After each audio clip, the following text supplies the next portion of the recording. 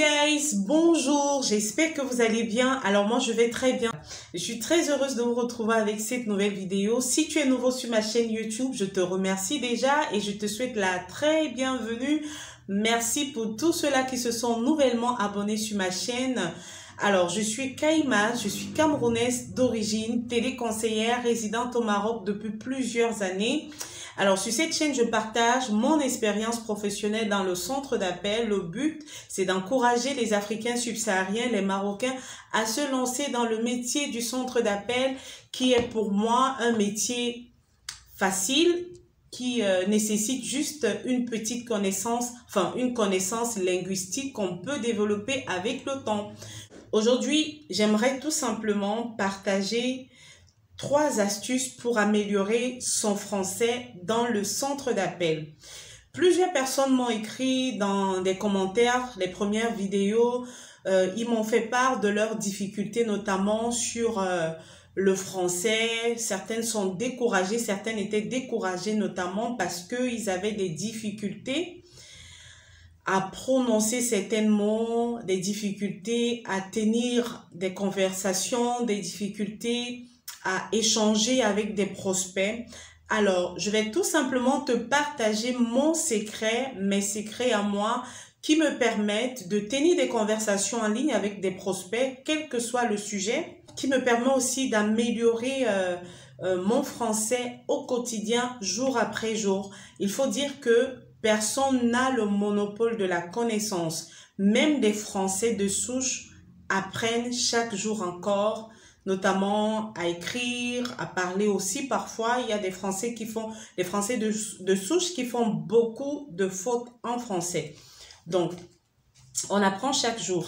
La première astuce que j'aimerais partager avec toi qui a des lacunes en français et qui fait le métier du centre d'appel, c'est la lecture. Alors, si tu veux développer ton français, entre dans la lecture. Même si tu as un bac +5, il y a des gens qui sont très forts en pratique et la théorie, c'est vraiment, ils ne connaissent rien du tout. En fait, ils ont vraiment des lacunes. C'est pas qu'ils ne connaissent rien, mais ils ont beaucoup de difficultés.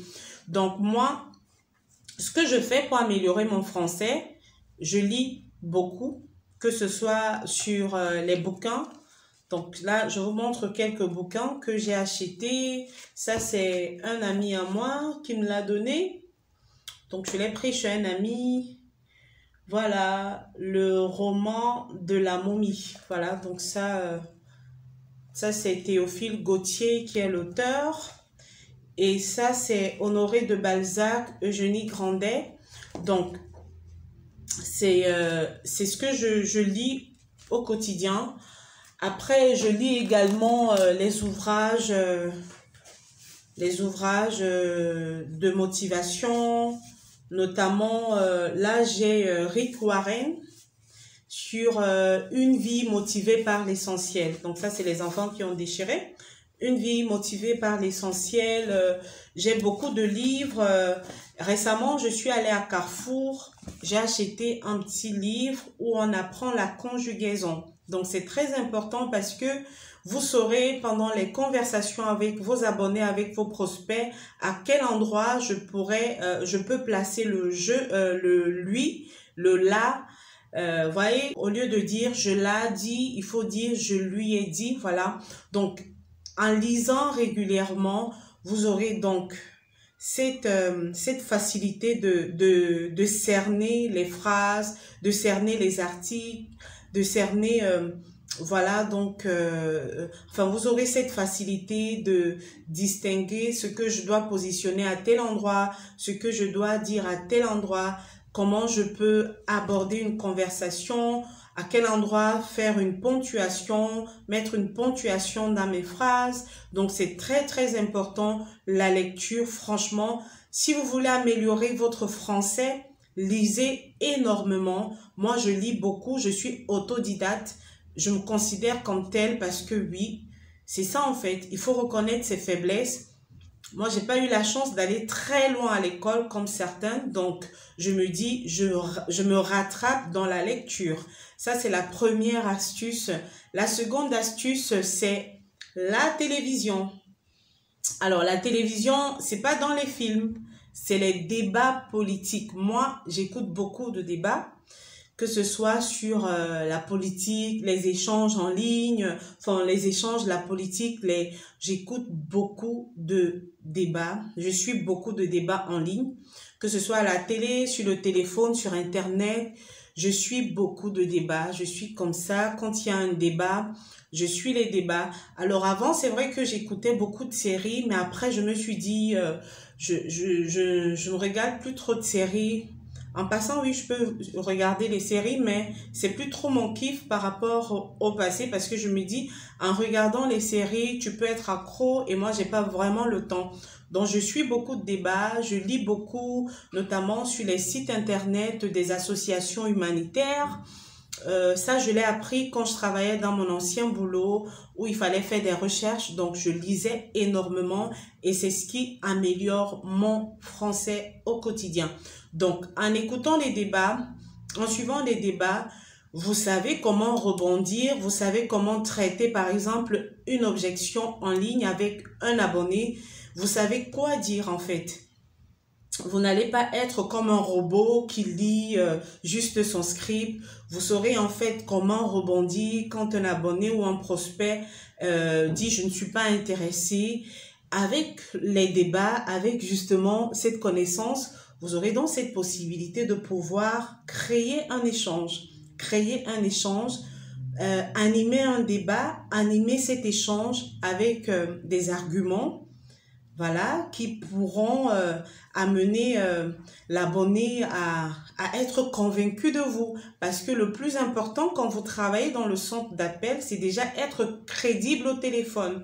La crédibilité, vous gagnez la crédibilité non seulement à travers votre accent, votre voix, même si vous avez un gros accent, mais si vous pouvez captiver l'abonné avec votre voix, captiver l'abonné avec votre sens d'écoute, mais avec votre aptitude à débattre, à sortir des arguments de façon claire, limpide, c'est formidable. Ça sera vraiment merveilleux.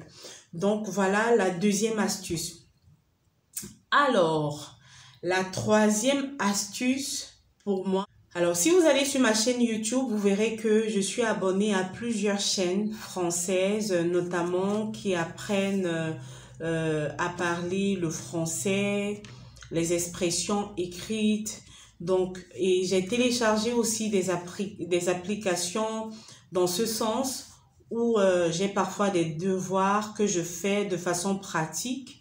Donc, j'essaye de faire des devoirs en ligne. Donc, c'est ce que je fais, c'est-à-dire vous téléchargez les applications d'apprentissage et vous arrivez à faire des devoirs. À un moment donné, vous verrez vos points forts et vos points faibles, d'accord, sur la langue française. Donc, c'est tout pour cette vidéo. J'espère que cette vidéo t'aidera à améliorer ton français de façon pratique dans le métier du centre d'appel.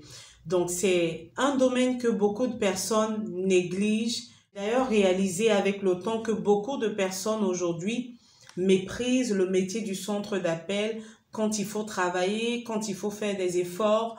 Mais ce qui est dommage, ce qui est curieux, c'est que vous ne méprisez pas, vous ne négligez pas votre salaire en fait. Donc, pour avoir le salaire, il faut le travailler. Il faut pas juste le travailler avec les objectifs, mais il faut le travailler également avec le développement personnel, le développement de vos outils, Et vos outils de travail et votre français. Votre façon de vous exprimer en français fait partie également de ces outils-là. Donc, c'est très important de le noter. Il faut faire la lecture, il faut suivre les débats, il faut télécharger les applications qui pourront vous aider éventuellement à améliorer de façon pratique votre français, votre façon de vous exprimer en français de façon pratique dans le travail. Alors, si tu as d'autres astuces, tu pourras les partager sur la barre en commentaire. Dis-moi ce que tu fais toi de ton côté pour améliorer ton français au quotidien. Donc, et puis également, je pense que la dernière astuce que je pourrais ajouter, c'est de pratiquer le français. Vous ne pouvez pas vouloir travailler ou alors maîtriser la langue française et parler l'anglais. C'est impossible. Alors, vous ne pouvez pas vouloir améliorer votre anglais et parler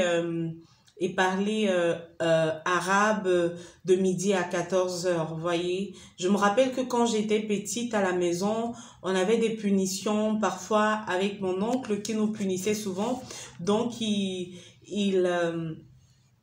nous punissait dans le sens où on devait exclusivement parler français. Donc, quand il t'attrapait en train de parler ta langue maternelle, ben, c'était une punition parce qu'à l'époque, on avait beaucoup de lacunes en français, donc il voulait qu'on s'améliore à l'école et tout.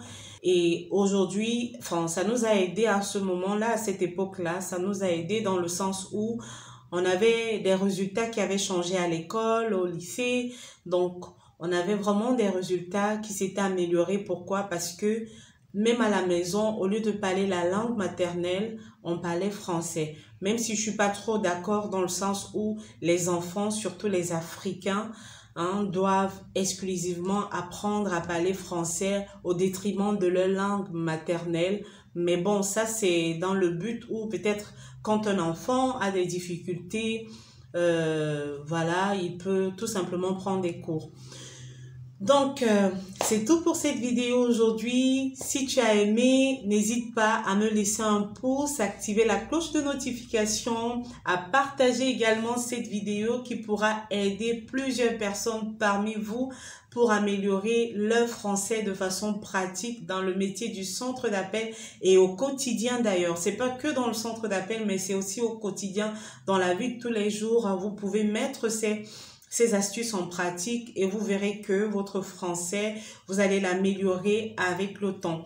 Donc, pour ceux qui me suivent régulièrement sur ma chaîne, sur la partie communauté, depuis quelques temps, quelques semaines je pense, j'ai commencé à publier les offres d'emploi sur certaines villes, Tanger, Marrakech. Alors c'est vrai que c'est pas juste les offres d'emploi sur le centre d'appel, même si la plupart des offres d'emploi sont sur le centre d'appel, mais j'essaie également de partager sur l'immobilier, sur la cuisine, donc plusieurs personnes peuvent se retrouver. Si tu es à Casablanca, que tu as la recherche d'emploi, n'hésite pas à aller dans ma partie communauté, ça pourra certainement aider. Alors, il faut préciser que je ne sais vraiment pas, parce que j'ai pas contacté les employeurs, je ne sais pas si ces employeurs exigent la carte de séjour. Donc, ça sera à vous d'aller vérifier vous-même si ces employeurs demandent la carte de séjour. Donc, voilà, tentez votre chance. Je vous souhaite bonne chance et merci à toutes les personnes qui m'ont écrit récemment, qui m'écrivent d'ailleurs tout le temps. J'ai répondu aussi ce matin à l'un de mes abonnés, à l'une de mes abonnées, je pense que c'est une fille, à l'une de mes abonnées qui est nouvellement à Casablanca, qui souhaite travailler, mais qui veut avoir une boîte où on fait la carte de séjour, enfin le contrat de travail étranger. Donc j'espère qu'on se verra incessamment. Voilà, donc prenez soin de vous, protégez-vous, soyez couverts. La vidéo sur l'immigration, je la ferai parce que la vidéo elle sera très longue, il y a beaucoup de choses à dire. Donc, j'ai vraiment besoin de tous les équipements nécessaires pour faire cette vidéo. Que Dieu vous bénisse, protégez-vous. À très bientôt, c'est Kai Maz.